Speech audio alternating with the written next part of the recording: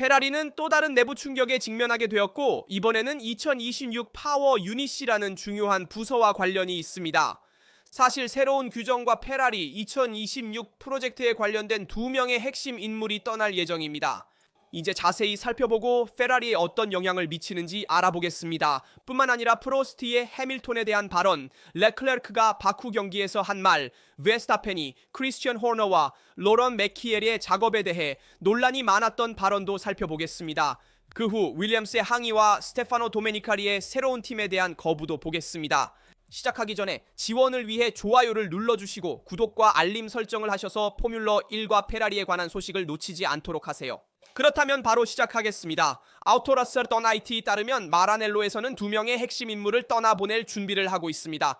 첫 번째 중요한 이탈은 2026년 파워 유닛의 책임자인 월프 지머만과 관련이 있습니다. 독일인 지머만은 페라리에 11년간 몸담고 있었으며 2023년부터 엔진 프로젝트의 책임자로 임명되어 내년에 데뷔할 새로운 하이브리드 유닛의 발전을 최전선에서 이끌고 있었습니다. 소문에 따르면 그는 마티아 비노토와 가까워져 2026년부터 공식적으로 세계 선수권에 참가할 아우디 포뮬러 1 프로젝트에 합류할 것 같습니다. 두 번째 큰 손실은 라스 슈미트입니다.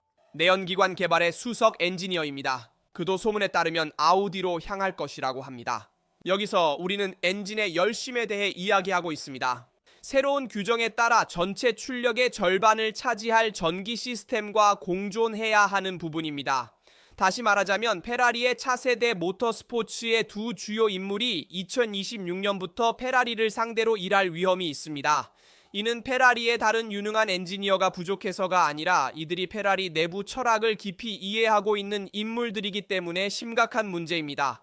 그들은 기술적 선택과 프로젝트 개발 방향을 잘 알고 있습니다. 이들이 아우디와 같은 직접적인 경쟁자로 이동하는 것은 귀중한 노하우를 새로운 규제 사이클에서 즉시 성장하려는 경쟁자에게 넘겨주는 것을 의미합니다. 그러나 반면에 모든 책임이 이제 엔리코 구알티에리의 어깨에 달려 있습니다. 그는 2026 파워 유닛에 대해 정원을 갖게 됩니다. 구알티에리가 이미 프로젝트에 참여하고 있기 때문에 이는 연속성을 가져오지만 동시에 압박감도 증가시킵니다. 그에게는 페라리의 미래가 크게 달려 있습니다. 왜냐하면 2026년에 파워 유닛을 잘 맞추는 팀이 2014년에 메르세데스처럼 수년간의 지배를 보장받을 수 있기 때문입니다. 그리고 패독에서는 이미 메르세데스가 새로운 엔진 개발에서 유리하다는 이야기가 나오고 있습니다. 프레데릭 바스르는 몬자에서 명확히 했습니다. 페라리는 2026년에 전념하고 있습니다. 하지만 다른 팀들, 즉 레드불, 메르세데스, 아우디, 혼다도 마찬가지입니다. 모두가 사실상 2025년 업데이트를 중단하고 새로운 기술 주기에 집중하고 있습니다. 그리고 이중 손실은 엄청난 경고 신호입니다. 페라리는 실망스러운 2025년 이후 새로운 규정에 늦게 도착할 여유가 없습니다. 그리고 만약 짐머만과 슈미츠가 정말로 아우디로 간다면 마라넬로는 나머지 기술팀을 보호하고 신속히 대처해야 할 것입니다. 뿐만 아니라 노하우도 지켜야 해요. 인재를 잃는 것과 그들을 적에게 넘기는 것은 다른 문제입니다. 2026년은 결판의 해가 될 위험이 있습니다. 적절한 파워 유닛을 준비한 팀은 승리의 사이클을 열어갈 수 있습니다. 메르세데스가 우위를 확고히 하고 아우디가 인수로 성장한다면 페라리는 실수를 결코 용납할 수 없습니다. 내년에 가장 큰 변화가 2026년 엔진에 있다는 점을 고려하면 지머만과 스미트 같은 엔지니어를 잃는 것은 페라리에게 큰 손실입니다. 왜 메르세데스와 경쟁하려고 합니까? 메르세데스는 엔진 부서에서 아무도 잃지 않았고 모두가 말하길 이미 개발에서 앞서 있다고 합니다. 레드불은 레드불 파워 트레인이라는 새로운 엔진으로 가장 고생할 팀이 될 것입니다. 이 엔진은 레드불이 내부적으로 개발한 것으로 장기적으로 그들에게 보답할 움직임이 될 것입니다. 그들은 모든 제품을 자체 개발할 수 있어 엔진을 위해 다른 곳에 의존할 필요가 없어요. 또한 공기역학과 파워 유닛 개발은 밀접하게 연결되어 있습니다. 특정 공기역학적 특성을 가진 차량이 있다면 그에 맞춰 엔진을 개발하려 할 것입니다. 레드불은 이를 조금 늦게 깨달았지만 결국 이해했습니다. 그래서 페라리에겐 큰 손실입니다. 이 두 엔지니어가 아우디로 가서 아우디가 포뮬러 1에서 경쟁력을 되찾도록 개발할 것이기 때문이죠. 자연스럽게 드는 질문은 지머만과 스미스가 아우디와 어떻게 연락했을까 하는 것입니다. 메티아 비노토가 중개자로서의 역할을 수행했을까요? 아니면 아우디가 이 엔지니어들과 직접적으로 접촉했을까요? 독일 출신의 엔지니어들이 독일에 본사를 둔 모기업 팀인 아우디로 이동하는 것은 단순한 우연이 아닙니다. 이는 본사의 지리적 위치와 팀이 보유한 국제적 연락망의 중요성을 다시 한번 강조하는 것이며 이는 팀의 내부 생태계에도 상당한 영향을 미칩니다. 이 말을 하면서 프로스트의 루이스 해밀턴에 대한 발언도 들어보겠습니다. 2025 시즌은 페라리에게 부활의 해가 되어야 했습니다. 루이스 해밀턴이 합류하면서 그 결합이 지금까지는 성공적이지 않았고 해밀턴이 자신을 쓸모없다고 표현했던 여름 휴식 이전이 가장 낮은 점이었습니다. 그런 다음 우리는 여름 휴식 후 조기 은퇴와 몬자에서 이중 황색 깃발을 준수하지 않아 그리드에서 5위 페널티를 받은 잔드보르트의 실수를 보았습니다.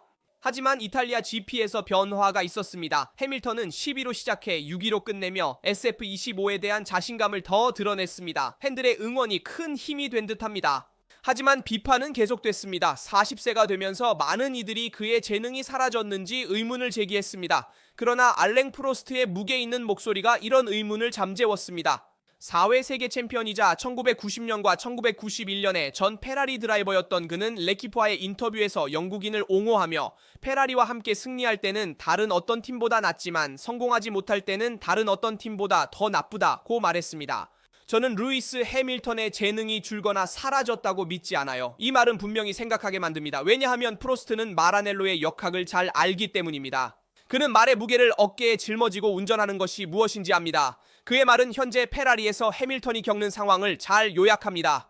이 팀 내에서는 모든 것이 증폭됩니다. 그래서 해밀턴은 여전히 완전한 챔피언으로 남아있으며 문제는 그의 속도가 아니라 아직 그의 언어를 이해하지 못하는 자동차에 적응하는 것입니다. 해밀턴은 지면 효과 차량에 적응하지 못했습니다. 2022년 이후로도 여전히 러셀에게 뒤처졌습니다. SF25는 한계가 많은 프로젝트로 오랫동안 맞춤형 메르세데스를 몰았던 그에게는 운전하기 어려운 차량입니다. 지면 효과 시대의 전환은 가혹하며 40세에 적응하는 데 시간을 낭비할 수 없습니다. 즉시 자신의 운전 스타일에 맞는 승리할 수 있는 패키지가 필요합니다. 재능은 사라지지 않으며 프로스트의 말이 맞습니다. 루이스는 여전히 차이를 만들 수 있지만 페라리가 그에게 경쟁력 있는 차량을 제공해야 합니다. 2026년 새로운 규정으로 페라리가 앞서면 해밀턴은 여전히 역사적인 순간들을 만들 수 있습니다. 하지만 이 페라리가 그대로라면 그의 마라넬로 이적은 큰 기회를 놓친 것으로 기억될 위험이 있습니다. 객관적으로 보았을 때 이 SF25의 구조적 한계가 보입니다. 언더스티어는 여전히 만성적이고 후방 서스펜션의 변경으로 세섭의 윈도우가 약간 늘어났지만 근본적인 문제는 해결되지 않았습니다. 그리고 페라리가 침묵을 지키고 있는 바닥 문제도 있습니다. 르클레르는 현재 페라리의 상황에 대한 평가를 내렸습니다. 페라리는 팬들이 꿈꾸던 포디움을 얻지 못한 채 몬자를 떠났습니다. 샤를 르클레르는 견고한 경주 끝에 4위를 차지했으며 해밀턴은 그리드에서 10위에서 출발하여 6위까지 올라갔습니다. 그러나 S25는 몬자를 위해 준비된 저하 중 극단적인 세섭으로도 가릴 수 없는 구조적 한계를 확인했습니다.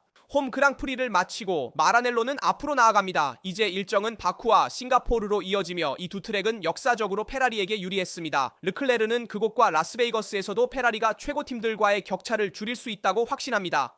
바쿠는 제가 좋아하는 트랙이고 과거에 강했던 곳입니다 라고 르클레르가 말했습니다. 싱가포르는 독특하며 예선이 중요합니다. 그래서 그 경기들에서 우리가 더 가까워질 수 있을 것 같지만 두 강팀 중 하나로 오지는 않을 것입니다. 명확하고 현실적인 선언입니다. 샬롯은 숨고 맥라렌은 거의 모든 곳에서 챔피언십의 첫 번째 힘이며 그렇지 않을 때는 항상 베스타펜이 이를 이용할 준비가 되어 있어요. 오늘 페라리는 두 팀 모두를 상대해야 합니다. 르클레르에 따르면 페라리는 다음 경기들을 3위 팀으로 맞이할 것이며 레드불이 문제를 겪을 경우에만 포디움에 오를 가능성이 있지만 승리는 쉽지 않을 것입니다.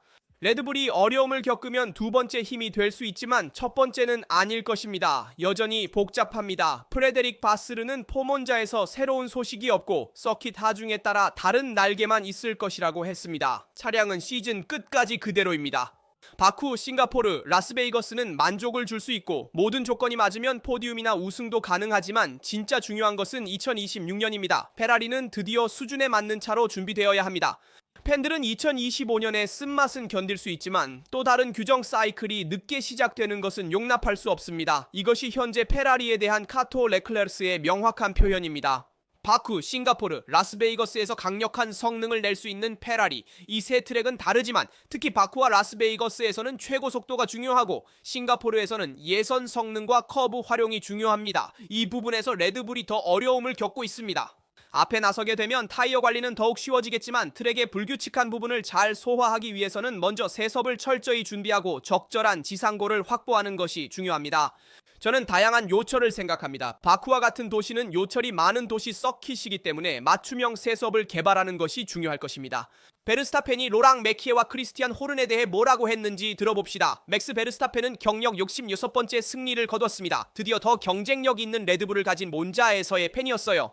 성공은 분명하며 저다운 포스 서킷에서 이루어졌고 이는 맥라렌을 어렵게 만들고 RB21의 가치를 높였습니다. 그러나 진전은 분명합니다. 잔드보르트에서 베르스타펜은 오랜만에 노리스와 피아스트리에게 압박을 가하며 긍정적인 신호를 보냈어요. 네덜란드인에 따르면 이 성장은 오란 메키에르라는 이름과 관련이 있어요.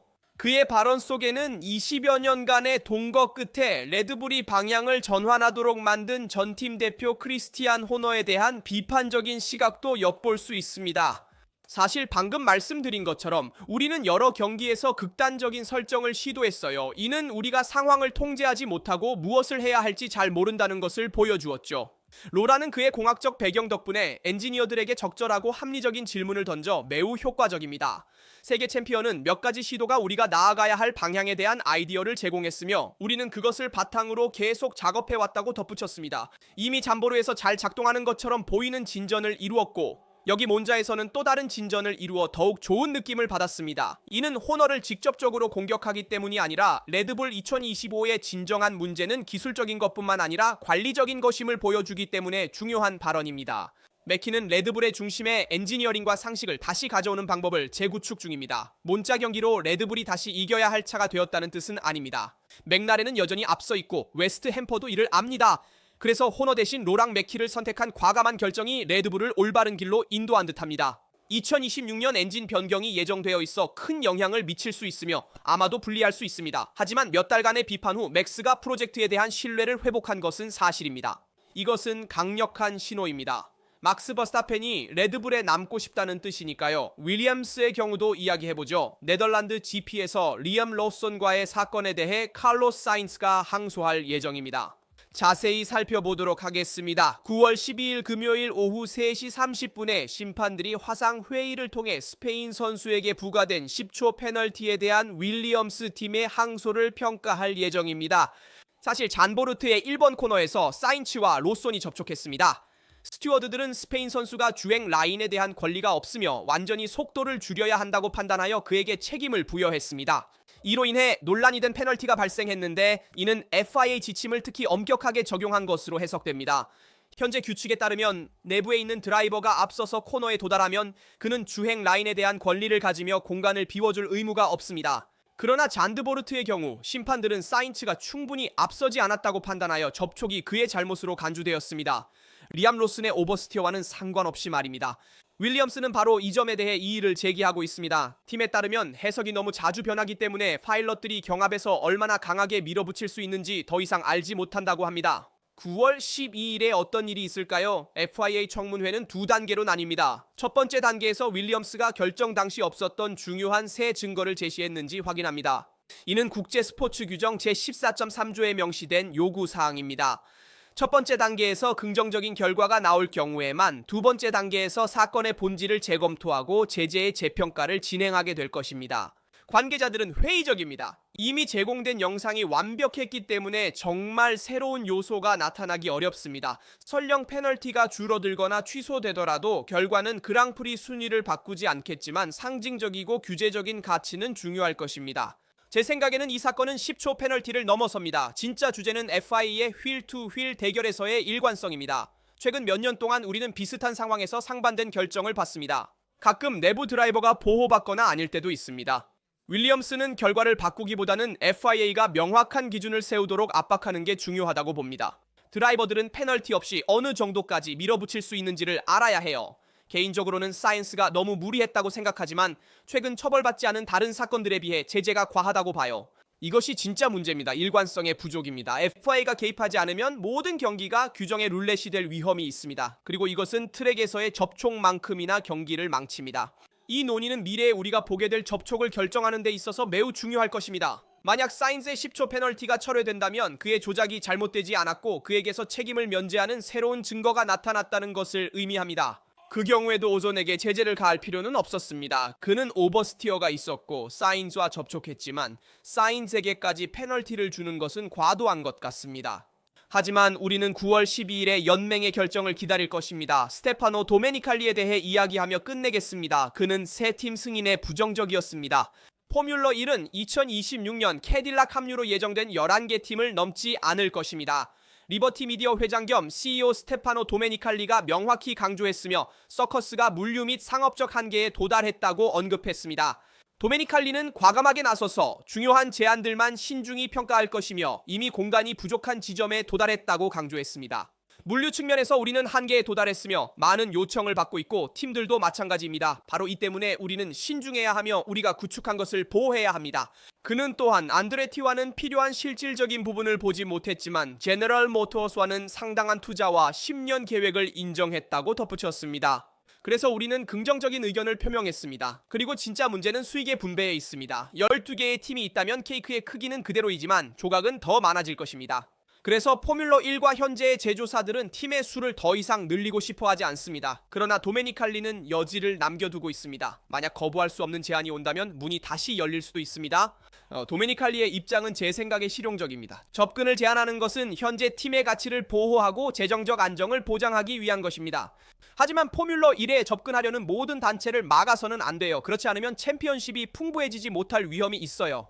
캐딜락이 오고 아우디가 확정된 상황에서 패독은 소란스럽고 이미 꽉 찼다고 할 수 있습니다. 메시지는 분명합니다. 자동차 산업의 대기업이 아니면 들어오기 어렵습니다. 이것이 점점 더 폐쇄적이고 선택적인 방향으로 가는 포뮬러 1의 미래예요. 비즈니스 관점에서는 논리적 선택일 수 있지만 스포츠 관점에서는 덜 그래요. 댓글로 이번 영상에서 다룬 주제에 대한 의견을 알려주세요. 여러분의 의견을 읽고 답변하는 것이 궁금해요. 항상 좋아요를 눌러주시고 구독과 알림 설정을 하셔서 채널의 모든 영상을 놓치지 않도록 해주세요. 여기 라세투